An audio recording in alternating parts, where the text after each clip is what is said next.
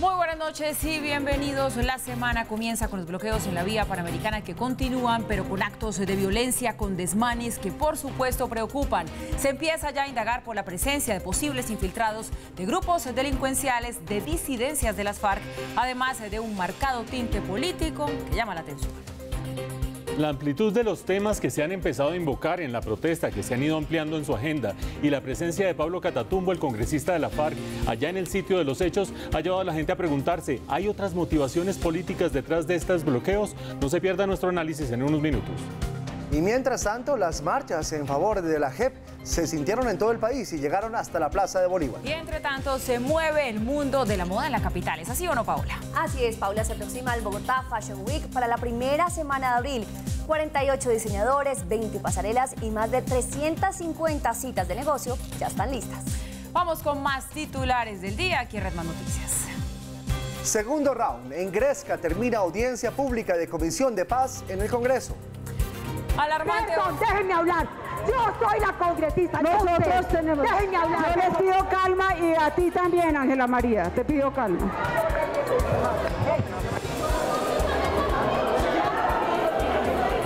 Alarmante ola de robos en Bogotá. Hurto a personas creció en 3.000 casos en comparación con el año pasado.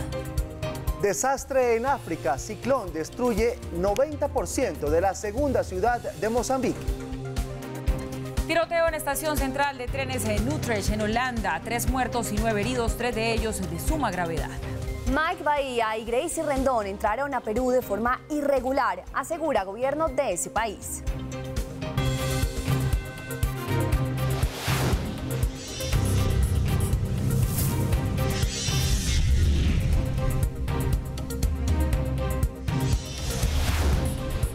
Aquí comienza Red Más Noticias. Entramos en materia con la información. El presidente Duque buscó con gobernadores y alcaldes una posible solución al bloqueo de la vía panamericana. Aseguró que mientras persistan las vías de hecho, él no irá a la zona.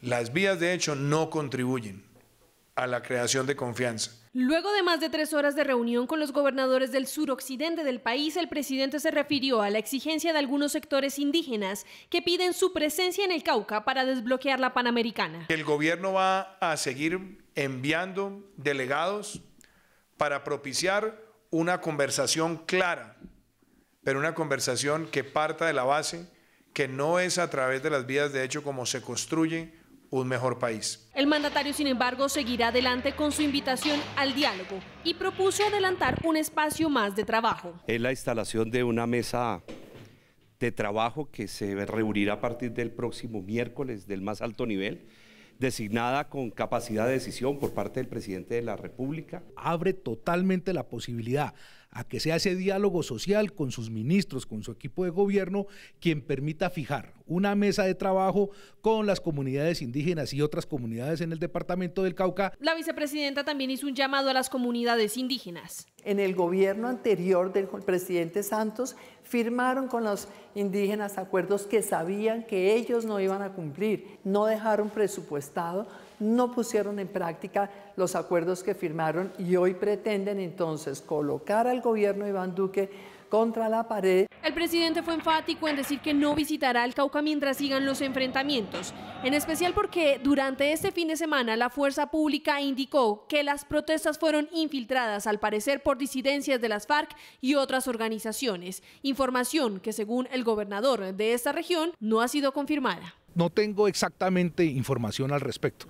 Hemos reprochado acciones vandálicas como el atentado que tuvo una comisión de la Defensoría del Pueblo o un policía que fue rociado con ácido en la población de Morales. Esto de verdad que deforma totalmente lo que es la protesta. El presidente aseguró que es necesario ver los avances de su gobierno para cumplirle a los indígenas, como el hecho de que el Plan Nacional de Desarrollo tenga por primera vez un capítulo especial para ellos. Y a propósito de los actos vandálicos, el Consejo Gremial se pronunció y pidió justicia para quienes están detrás de estos hechos en las marchas.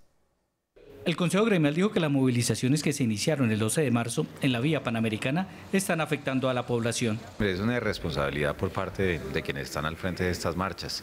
porque de pacíficas no tienen nada.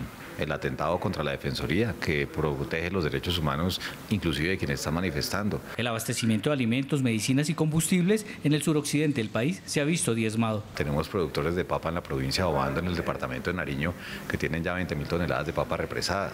Son 150.000 litros de leche diarios que no se pueden llevar a las plantas de procesamiento en Caloto. Según el Consejo, el gobierno no debe aceptar este tipo de presión y piden a quienes están en la protesta que respeten al resto de los ciudadanos. Creo que eso se convirtió en una guachafita a la hora de tratar de ordeñar literalmente al Estado colombiano. Asimismo, los voceros de los empresarios solicitan que se castigue a quienes están detrás de los actos violentos. Pero aquí lo más importante también es agilizar las labores de judicialización, no solamente de quienes han materializado los actos violentos, como por ejemplo el que ocurrió contra la Defensoría y los bloqueos en las carreteras, sino también quienes los están organizando. El Consejo sostiene que en Colombia se debe respetar el derecho a la protesta pacífica, pero en ningún caso cuando esta afecta a la ciudadanía. Y en medio de toda esta difícil situación, una fuerte polémica se desató por la presencia del senador de la FARC, Pablo Catatumbo, en la minga indígena. Pese a que según el gobierno se había convenido un grupo de trabajo compuesto solo por representantes oficiales e indígenas para buscar salidas a la grave crisis, Catatumbo hizo presencia. El exguerrillero argumentó que como parte de su trabajo como senador está la labor de control político y a través de Twitter calificó como ridículo el interés del gobierno por controlar su actividad como parlamentario. Y ya son 7 días que cumplan este tipo de bloqueos. La principal afectada es la infraestructura. Las comunidades nativas que por estos días bloquean diferentes vías en el Cauca vienen causando daños incalculables a la infraestructura vial del departamento. A los taponamientos con piedras y árboles se suma el vandalismo de algunos comuneros indígenas, según lo manifestaron las autoridades de policía. Las barandas de los puentes, las señales prohibitivas, reglamentarias e informativas de tránsito, todo esto lo tenemos soportado en videos de el daño que han hecho, el vandalismo. Es importante aclarar el daño ambiental que han hecho estas comunidades indígenas al pretender obstruirnos nuestra vía, tumbando árboles. Si bien la situación de abastecimiento en Popayán no es normal, tampoco se presenta una situación complicada debido al perfecto funcionamiento del corredor humanitario que ha logrado abastecer a la ciudad. La situación más complicada en la vía la viven los conductores de vehículos de más de 10 toneladas, quienes por su peso no pueden atravesar el corredor humanitario. Los perecederos ya se nos están dañando, lo que es la papa, la yuca, las verduras que traemos desde los lados de Pasto, de Ipiales. Pues aquí estamos perjudicados porque todo ha subido, la comida ya nos la estaban vendiendo a 8.000 y ahorita está a 12.000, a 13.000. A través del corredor humanitario se ha logrado movilizar más de 2.200 vehículos de carga con cerca de 22.000 toneladas transportadas, 193 carrotanques con combustible, además del tránsito de 580 vehículos de pasajeros que registran más de 15.000 personas movilizadas. Pues se complica y mucho la situación de orden público allí en la vía panamericana. Empiezan ya a sentirse, Mauricio, las consecuencias económicas de toda esta situación, de los bloqueos. Sin embargo, pues como que el trasfondo de lo que allí está sucediendo es lo que está llamando la atención. No pasa desapercibidas las peticiones que se están haciendo, que no parecerían ser de un movimiento social o de un llamado social espontáneo hacia el gobierno. Llaman la atención los actos de violencia y sí, hay que decirlo, llama la atención de la presencia del señor Catatumbo en la reunión que se tuvo el fin de semana donde estuvo el comisionado de paz. ¿Qué hay detrás? ¿Quiénes pueden estar detrás? ¿Qué es lo que está pasando aquí?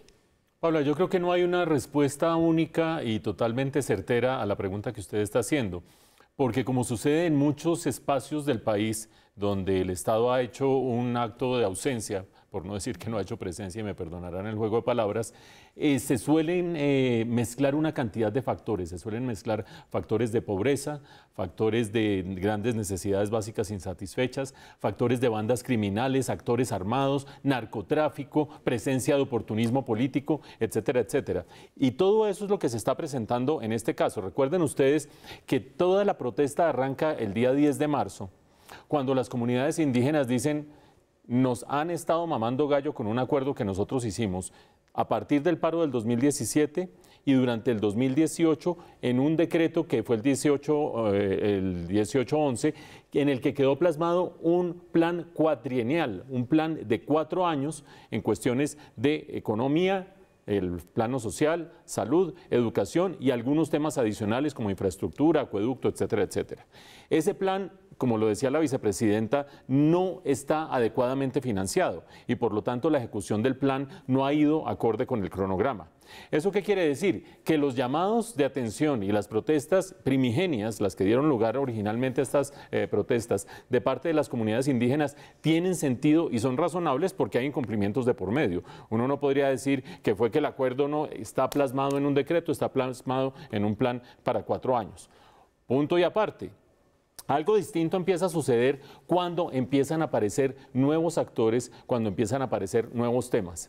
¿Qué ha dicho el gobierno? El gobierno ha dicho, vea, ese plan costaba originalmente 5 billones de pesos y aquí nosotros estamos metiendo 10 billones de pesos en el Plan Nacional de Desarrollo. Estamos dando más recursos de los que se necesitaban. Las comunidades indígenas dicen, sí, pero es que ese anexo del Plan de Desarrollo no representa nuestras inquietudes, no es acorde, está dictado directamente desde Bogotá y el gobierno dice, un momentico, que para elaborar ese plan de desarrollo hubo reuniones con los indígenas, hubo reuniones con el CRIC, con el Consejo Regional Indígena del Cauca y fueron avalados por ellos. En ese tire y afloje de una cosa y otra están demandas o solicitudes que yo creo que francamente exceden por completo cualquier capacidad de maniobra del gobierno. Se piden más de 20.000 hectáreas de tierra. El gobierno ya ha legalizado más de 13 resguardos y ha dicho esas tierras son de ustedes. La gente de los resguardos ha dicho esas tierras no son productivas, queremos otras 20.000 o más de 20.000 hectáreas de tierra. El gobierno dice eso vale demasiada plata, nosotros no tenemos los recursos para darlos. Los indígenas están pidiendo también derechos diferenciales en cuestiones sociales y económicas. ¿Qué quiere decir eso? Que tengan unos derechos distintos a los de al resto de los colombianos, cosa que a mí me parece bastante complicada desde la perspectiva de demandas sociales. Ustedes se imaginan uno por uno las distintas comunidades necesitadas de este país haciendo marchas, protestas, cerrando, rompiendo carreteras, rompiendo puentes para que le den derechos diferenciales y poder tener satisfacción de esos derechos de manera diferencial. De modo que este caldo de cultivo en medio de unas protestas que originalmente eran legítimas, que originalmente respondían a unos acuerdos no cumplidos, se ha ido creciendo, se ha ido creciendo, se ha ido creciendo. El gobierno evalúa qué se cumplió, qué no se ha cumplido y qué se puede cumplir con un cierto presupuesto.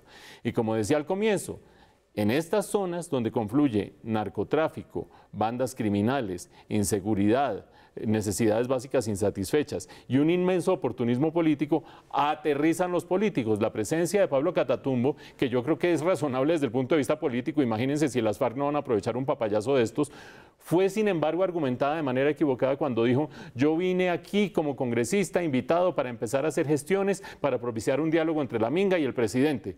Y el comisionado presidencial dice, el presidente y el gobierno nunca han autorizado la presencia de este congresista aquí en la región. De cualquier manera, como dice Pablo Catatumbo, nadie le puede restringir su capacidad de hacer política, pero invocar que es intermediario con el gobierno, creo que ya lo bajaron de esa nube. Vamos a ver cómo sigue este tema porque es complejísimo desde el punto de vista de negociación y de orden público.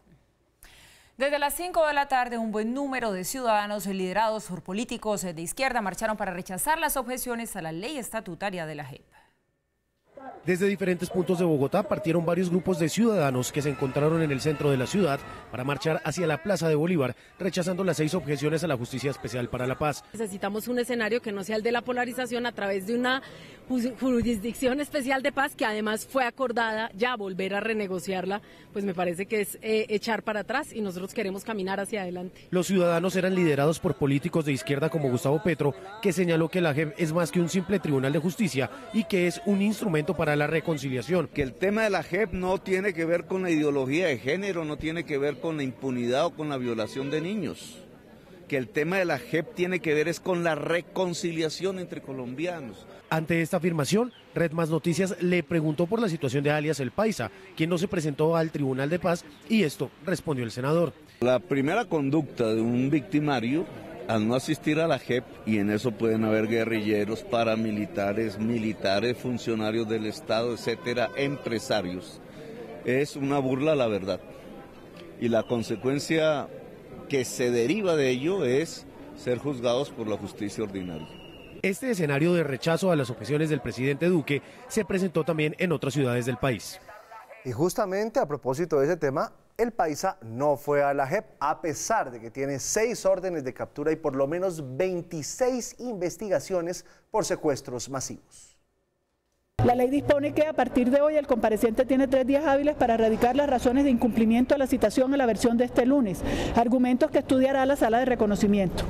Contra Velázquez cursa un incidente de incumplimiento abierto el pasado 26 de octubre del 2018. El resultado del incumplimiento es la pérdida de los beneficios que concede la comparecencia de la jurisdicción, incluyendo las libertades y el beneficio de suspensión de las órdenes de captura. La Jurisdicción Especial para la Paz dejó un déficit de casi 6.000 millones de pesos el año pasado. El estado financiero de la entidad deja al descubierto gastos de representación por más de 2.500 millones de pesos. Exclusivo Redmas Noticias. Este es el informe del estado financiero de la JEP de 2018, expedido el 15 de febrero de este año. El documento reseña detalladamente que el ejercicio financiero del Alto Tribunal arrojó un déficit, tal como aparece en la página 4, de 5.991 millones de pesos. Expertos consideran que hay una ejecución ineficiente de los recursos. Sí se evidencia una ineficiencia estatal muy fuerte, al estar alrededor de 5.990 millones en déficit. Eso nos demuestra que la JEP está gastando mucho más allá de su presupuesto. Sin embargo, dentro del análisis y registro de los gastos hay rubros que llaman poderosamente la atención. El primero de ellos es el pago de gastos de representación reseñados bajo el rubro de pago de salarios. Aunque el documento no especifica cuál es el alcance de la ejecución de ese dinero, cómo y en qué se invirtió, sí consigna el gasto. 2.528 millones de pesos. En un cálculo sencillo equivaldrían más o menos a unos 7 millones de pesos al día. Hay que ver si eso hace parte realmente de lo que se están ganando los funcionarios. El documento también reseña los gastos de la JEP en prestaciones sociales, además de las cesantías, las primas, los intereses de las cesantías y las vacaciones de los empleados y funcionarios. Existen marcados 2 rubros que llaman la atención. El primero figura como prima de Navidad por un monto de 2.670 millones de pesos y el segundo, más costoso, aparece como otras primas, sin mayor especificación y alcanza los 8.674 millones de pesos. Ambos renglones suman 11.344 millones, es decir, casi el doble del déficit reportado en el estado financiero. Además, hay otro gasto reseñado. Aparece registrado dentro del rubro de sueldos y salarios y corresponde al pago de bonificaciones por 16.682 millones de pesos. Es importante que la JEP explique exactamente por qué existen esas primas, qué son esas bonificaciones, porque en este momento es una entidad que, quiera lo uno o no, es una entidad cuestionada. Durante una semana solicitamos insistentemente una entrevista con la secretaria ejecutiva de la JEP para conocer su versión sobre la ejecución de los gastos y el millonario déficit de la JEP. Sin embargo, no fue posible. En Bogotá, Mario Villalobos, Redmas Noticias. Vuelve y juega. La Comisión de Paz del Congreso terminó siendo un escenario de confrontaciones y casi que una comisión de guerra entre derecha y izquierda justo cuando las víctimas trataban de exponer sus argumentos. El Salón de la Constitución del Capitolio Nacional fue escenario para la audiencia pública en donde se buscaban conocer opiniones, solicitudes, reclamos de las víctimas, además, frente al funcionamiento de la Jurisdicción Especial para la Paz. Algunas de las víctimas que hoy pertenecen a Corporación Rosa Blanca y Federación de Víctimas de Colombia contaron sus desgarradores testimonios. Sergio Alzate, uno de los voceros de FEDCOL, lanzó cuestionamientos a la representante de la Cámara, Ángela María Robledo. Qué bueno, representante, que está tomando nota de eso, porque no tomó nota de los secuestrados, ni del inventario de bienes, ni de los listados, pero qué bueno. El ambiente, que ya estaba tenso en el recinto, estalló en el momento en que la representante exigió respeto hacia ella. Momento, calma. El senador Iván Cepeda, que también invitó a esta audiencia pública a víctimas de crímenes cometidos por agentes del Estado, intentó llamar al orden. No crea que porque está ahí puede irrespetar a alguien de los que estamos en la mesa. Segundo lugar, si aquí no hay un equilibrio en el uso de la palabra, yo lamentablemente, senador, le voy a decir que nos vamos a tener que retirar. Paloma Valencia, quien era la citante a esta audiencia pública, le respondió. Si se quiere retirar, se puede retirar, pero no me parece y yo invito a que no se retire. En medio de los gritos de las víctimas, Ángela María Robledo y la ex senadora Sofía Gaviria, fundadora de la ONG FEDCOL y también víctima de las FARC, entraron en una acalorada discusión. Y a mí, Ángela María, exijo que le diga, un momentico, ex senadora Sofía. Él dice, por favor, perdón, déjenme hablar. Yo soy la congresista. Nosotros tenemos. Déjenme hablar. A mí me respeta. Cállese usted. A mí me respeta. Yo no estoy aquí. Yo exijo que para hacer un debate contigo. Estoy para escuchar las víctimas.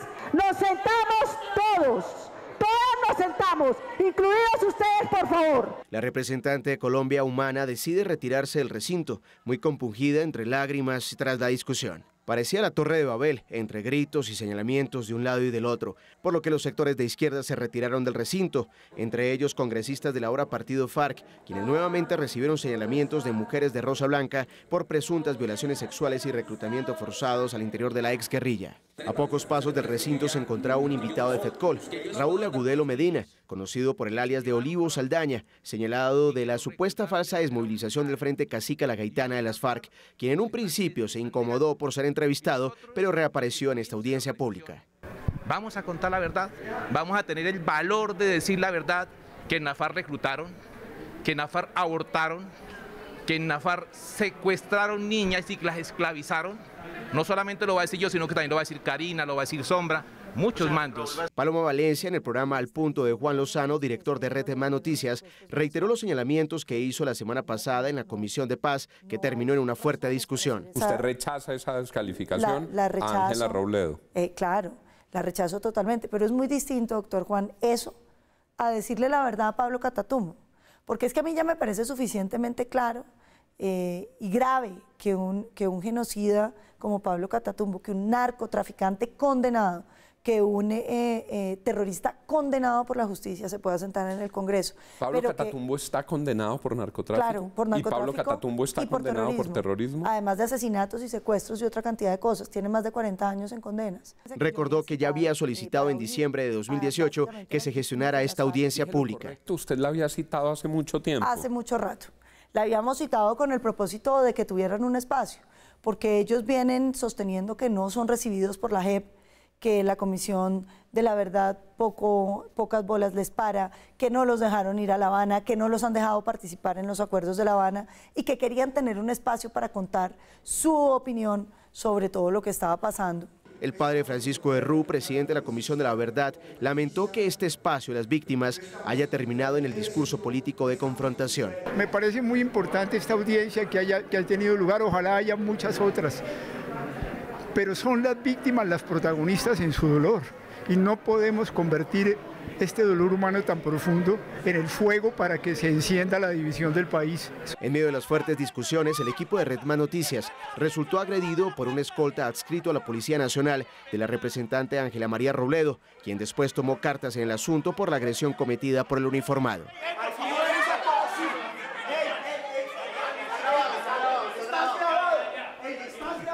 Bueno, completamente inaceptable la agresión a la prensa y a los medios de comunicación y paradójicamente, Mauricio, la Comisión de Paz del Senado se ha convertido en todo menos en un escenario de eso, de paz. Y duele decirlo, pero lo que vemos allí representado entre que el uno dice, el otro le contesta y van subiendo el tono de voz y vienen otro tipo de palabras ya más fuertes, pues representa un poco lo que es la realidad del sentir del país, entre quienes están con el acuerdo de paz y entre quienes definitivamente no lo avalan y les parece que así no debe ser. Pero estos agarrones se producen mientras el señor alias el Paisa pues sigue incumpliéndole a los llamados que le hace la JEP. Allí, ¿qué debe pasar con el Paisa? Porque empieza a crecer y a tomar fuerza una tesis que dice que como el presidente Duque objetó la ley estatutaria de la JEP, pues entonces no le podrían abrir ese incidente de incumplimiento. No, Paula, empecemos por ese segundo punto, porque es cierto que la ley estatutaria de la JEP, la que en este momento se encuentra objetada parcialmente y por lo tanto en curso de ser finalmente o sancionada o no sancionada, no sabemos qué va a pasar en el Congreso finalmente entre las dos cámaras, si termina habiendo posiciones similares o encontradas entre las dos cámaras, todo eso está por verse ahora que arranque ya la discusión de la ley estatutaria de la JEP. Esa ley estatutaria de la JEP tenía un mecanismo expedito, un mecanismo que decía que si alguno de los miembros de las FARC o de cualquier tipo de grupo que se hubiera terminado acogiendo a los términos de la JEP no llegaba a presentarse oportunamente, existía un mecanismo expedito para que la sala de revisión del tribunal, inmediatamente obligara a la persona que no se había presentado a presentarse. Obviamente, obligar es una cosa y otra cosa es lograr que esa obligación termine siendo efectiva. Si no fuera efectiva, inmediatamente quedaría en falta con la JEP y terminaría siendo ya no un incidente de desacato, sino quedando por fuera de la JEP. Ese mecanismo expedito queda, por lo tanto, congelado, en tanto la ley estatutaria de la JEP queda por el momento congelada. ¿Quiere eso decir ¿Que la JEP no tiene instrumentos para lidiar con casos de desacato? No, no quiere decir eso. Quiere decir que los tiempos se prolongan muchísimo más. Ustedes vieron a la magistrada Lemaitre, Julieta Lemaitre, diciendo cuáles son los términos. Ahora se pide que haya unos descargos de parte del abogado del Paisa, si es que va a mandar abogado o no va a mandar, que haya unas pruebas que más de 5 instituciones tienen que enviar durante un plazo para terminar justificando que sí hubo desacato. Y días que pasan, y esto puede tomar 20 días hasta llegar al momento en que finalmente pueda haber una audiencia de la JEP en que se diga alias el Paisa sí está en desacato o no está en desacato definitivamente, y si queda cobijado o no queda cobijado por los beneficios de la JEP. 20 días, eso habría podido ser mucho más expedito con la ley estatutaria. Ustedes dirán, bueno, pero que son 20 días, si a Iván Márquez le dieron hasta mediados de mayo o hasta la segunda semana de mayo, pues sí, todo anda lentamente, todo anda de manera muy enredada, cosa que uno no querría que fuera así. Pero cuando vemos el universo en que se están moviendo estas cosas, cuando vemos lo que sucede en la Comisión de Paz, cuando vemos la complejidad de estas discusiones, uno dice, definitivamente, aquí hay muchas cosas en juego. Paula decía, los que están de acuerdo con la paz y los que no están de acuerdo con la paz. Esa división, esa polarización está caracterizando al país. Pero creo que las lentes simples de estoy de acuerdo, no estoy de acuerdo, soy blanco, soy negro, soy azul, soy rojo, no sirven para leer cosas tan complejas como las que están pasando. Les doy 2 ejemplos de lo que pasó hoy en la Comisión de Paz.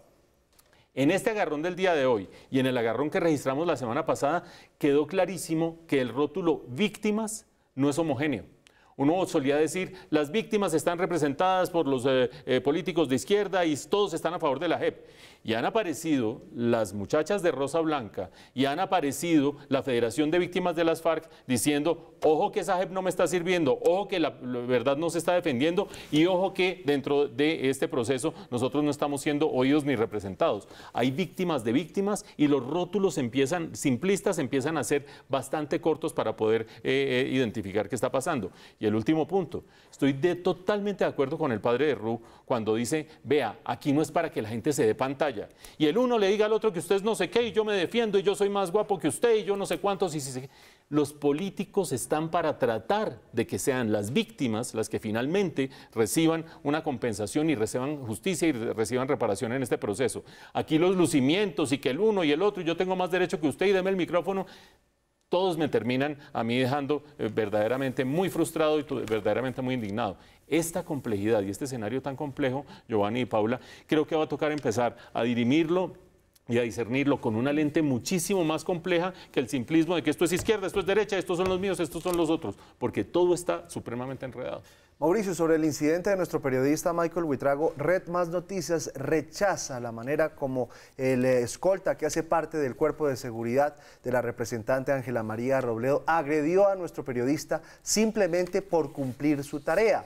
La representante llamó a nuestro periodista, se excusó y luego vía Twitter también manifestó su rechazo ante esta situación, pero no está de más recordarle que este tipo de situaciones son inaceptables, por más confusas que sean las situaciones.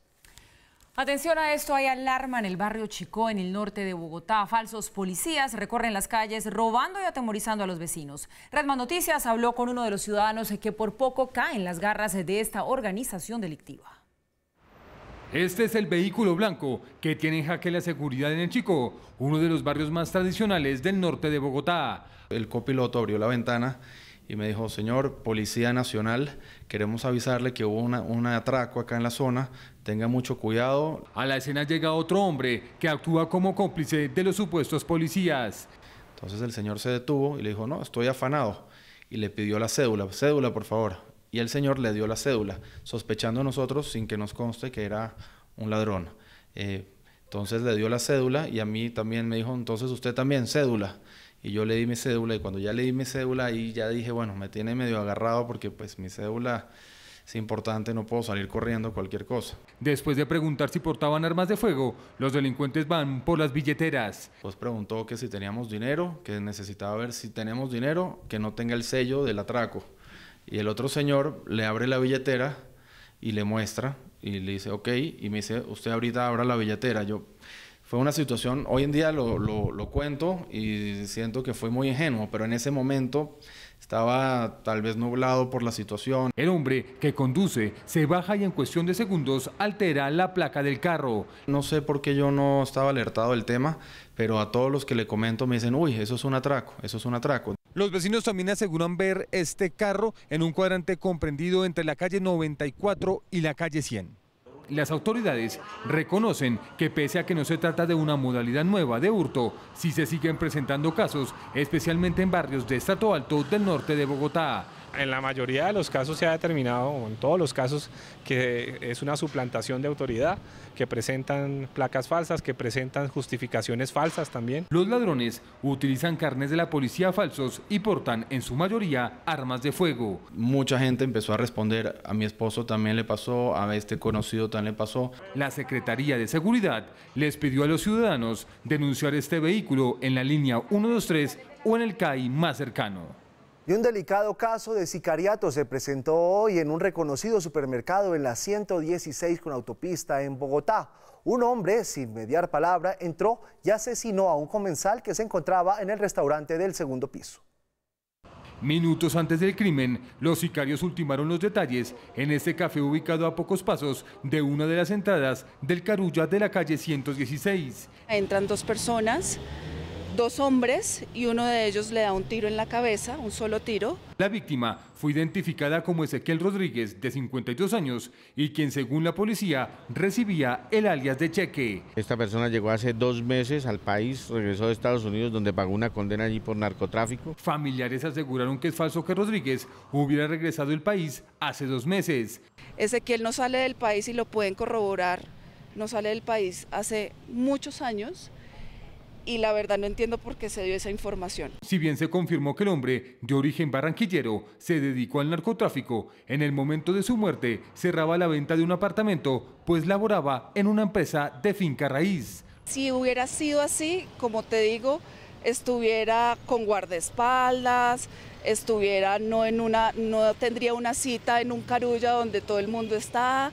Rodríguez pagó una condena de 5 años por narcotráfico en una cárcel de Estados Unidos.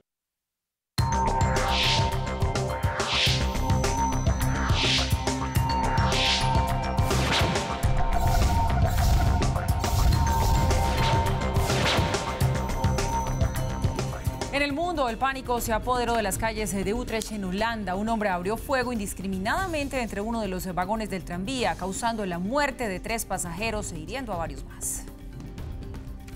Eran las 10:45 de la mañana cuando Gob Mentanis, un ciudadano de origen turco de 37 años, sacó su arma en el tranvía de Utrecht, al sur de Ámsterdam, capital de Holanda, y disparó a quienes ahí se encontraban.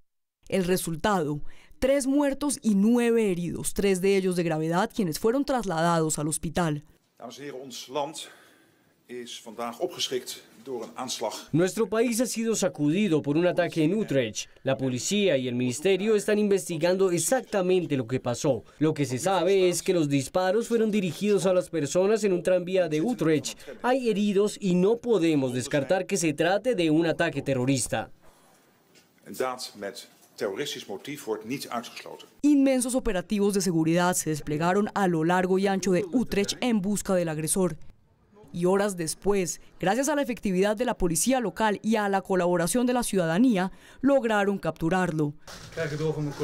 Mi colega acaba de informarme que el sospechoso que estábamos buscando ha sido arrestado. El sospechoso está bajo custodia. Es todo lo que puedo decir por ahora. Tras el ataque y pese a la captura del agresor, el nivel de alerta en Holanda aumentó. El ataque llega en vísperas de elecciones provinciales en Utrecht, por lo que todos los candidatos decidieron interrumpir sus campañas para acompañar a las víctimas y sus familiares. Desastre en África. El ciclón Idai tocó tierra y más de 200 personas muertas.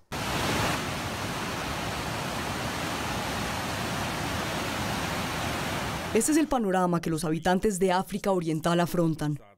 El ciclón tropical Idai tocó tierra arrasando a su paso con todo lo que se cruzó en su camino. Zimbabue, Malawi y especialmente Mozambique son los países más afectados, con cerca de 1,6 millones de desplazados producto de las inundaciones y los destrozos producidos por el ciclón. No hemos comido nada desde la mañana porque no tenemos comida. Estamos esperando la distribución de la comida. Familias que perdieron lo poco que tenían en uno de los países más pobres del planeta. Pero las pérdidas van más allá de lo material. Las autoridades de Mozambique ya hablan de más de 200 muertos, pero temen que este número supere las 1000 víctimas mortales. Y es que Beira, la segunda ciudad más importante del país africano, con una población de cerca de 600.000 habitantes, quedó destruida en un 90%. Un país devastado que saca fuerzas de donde no las hay para ayudar a los damnificados. Un pueblo al que la esperanza, poco a poco, se le ha ido desvaneciendo. El ciclón tropical Idai ya pasó, pero la población aún no está a salvo. Las inundaciones son un peligro latente para las personas. 1,6 millones de desplazados, más de 100.000 personas en peligro y un número desconocido de desaparecidos que los cuerpos de socorro intentan rescatar con vida. La NASA dio a conocer la explosión de un meteorito en la atmósfera de la Tierra, 11 veces más potente que una bomba atómica y que es además uno de los más grandes de las últimas décadas. Esta imagen es del pasado 18 de diciembre, alrededor de mediodía hora local. El meteorito se desplomó a 32 kilómetros por segundo contra la Tierra, siguiendo una trayectoria de 7 grados. Una explosión que pasó inadvertida debido al lugar donde cayó, sobre el mar de Bering. El meteorito fue detectado por satélites militares de Estados Unidos en esta zona remota de Rusia. Y en esta época en la que hay picos de enfermedades agudas, hay que ponerle mucha atención a las enfermedades diarreicas. Si no se detectan a tiempo, pueden ser fatales. La enfermedad diarreica aguda es la segunda causa de muerte de menores de 5 años. Estas se pueden producir por origen bacteriano o viral. ¿Cómo identificar esas enfermedades que pueden ser más de origen bacteriano? Ellas acompañan las heces de sangre. Las ciudades con mayor incidencia de esta enfermedad son Bogotá, Amazonas, Barranquilla, Risaralda, Tolima, Quindío y Magdalena. Llegaron a ser de 2% los casos que se presentaron fatales. Cuando hay casos de desnutrición, esta enfermedad puede ser mortal. Una de las recomendaciones que siempre se da es que la alimentación debe ser muy balanceada, que debemos consumir bastante líquido. Cuando haya sospecha de enfermedad diarreica aguda, el primer paso siempre es rehidratar con sueros, pues el agua y los remedios caseros, aunque rehidraten, no permiten recuperar los electrolitos perdidos.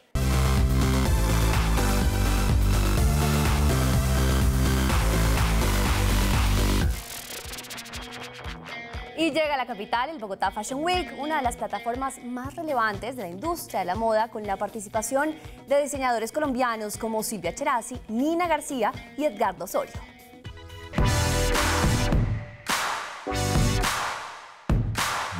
Para los amantes de la estética, la magia de las siluetas y las nuevas tendencias de la masculinidad y feminidad sin barreras, llega el Bogotá Fashion Week. Con 15 pasarelas, 48 diseñadores y como toque final, empresarios colombianos que han triunfado internacionalmente. Por supuesto, no puede faltar nuestra diseñadora colombiana, Silvia Cherasi, la cual tendrá una actuación especial. Esta versión del Bogotá Fashion Week lo que busca es convertir a Bogotá en la capital internacional del negocio de la moda. Se vienen, como ustedes saben, toda la parte de los cueros vegetales, de conservar el medio ambiente. Tenemos bolsos grandes, bolsos pequeños, diversos colores, vienen unas tendencias fascinantes. Este espacio brinda a su público herramientas para entender la dinámica de la moda. En este caso vamos a ver mujeres muy femeninas, con una pequeña nota de vanguardia, el uso de materiales muy inusuales. Tendremos unas siluetas fantásticas que nos llevan como a los 90s, a los 80s. Tendremos mucho color, tendremos mucho brillo. Esta edición contará con la presencia de exponentes de la moda con una larga trayectoria en este sector. Esa etnia africana, ese grafismo africano, en las estampaciones de nuestras camiserías. Tenemos un cuello fantástico que se llama el Amante, que es completamente asimétrico, los pantalones son de un talle alto. Bogotá es mi casa, Bogotá es el lugar donde se crean las colecciones, donde está todo el insumo, donde está la creatividad. Es una ciudad que hierve de creatividad. Una gran apuesta por las industrias culturales y creativas. Parte de nuestra apuesta por la economía naranja desde hace más de 15 años con todas las industrias creativas es que el talento existe. En Bogotá realmente hay más de 32.000 empresas dedicadas a todo lo que tiene que ver con moda. Eso genera empleos directos de aproximadamente 300.000 empleos, o sea que es un sector muy importante. Asumir este tipo de plataformas potencializa los nuevos mercados fashionistas. Así que alisten sus ideas y agudicen sus sentidos, que a partir del 2 al 4 de abril en Ágora Bogotá se realizará este imperdible evento. Y de la moda pasamos al arte. Eibar Moya es un pintor que deja claro que el arte colombiano sigue teniendo repercusión a nivel internacional. México, Italia, Estados Unidos y Londres han sido vitrina de sus obras. Pese a haber recibido un diagnóstico de salud poco alentador, hoy nos comparte su evolución como artista.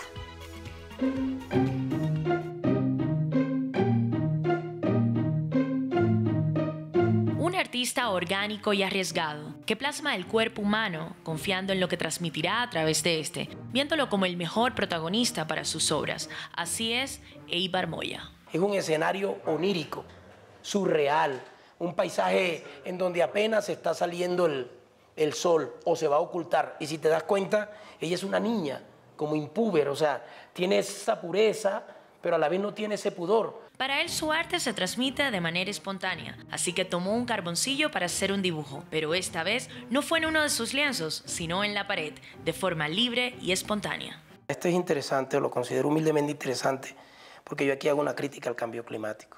Las obras de este creador de alma vallenata hacen parte de colecciones privadas en Londres, Madrid, París y Roma, con exposiciones en México y Estados Unidos. Todo lo que ha conseguido ha sido por su disciplina y por su dinámica de trabajo, dándole valor a cada una de sus obras. El valor en una obra de arte es subjetivo, tanto como el mismo arte. Cada trazo refleja un sentir, un pensamiento, vivencias e incluso la otra oportunidad que le dio Dios después de 20 días de coma para seguir inspirando. A mí me dio meningitis de un momento a otro, quizás fue por un estrés en un nivel total. Eso es una cosa que yo no quisiera evitar en mi vida. Eso sucedió para que yo esté para grandes cosas. Y eso estoy seguro que Dios se glorificó ahí.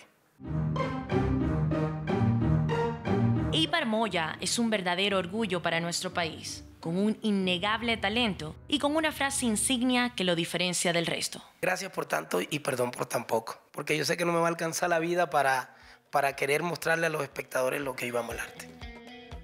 Eibar Moya, y un tema que no queríamos dejar pasar, Gracie Rendón y Mike Bahía. Ellos continúan retenidos en Perú porque, según la Superintendencia Nacional de Migraciones, los artistas ingresaron al país de manera irregular.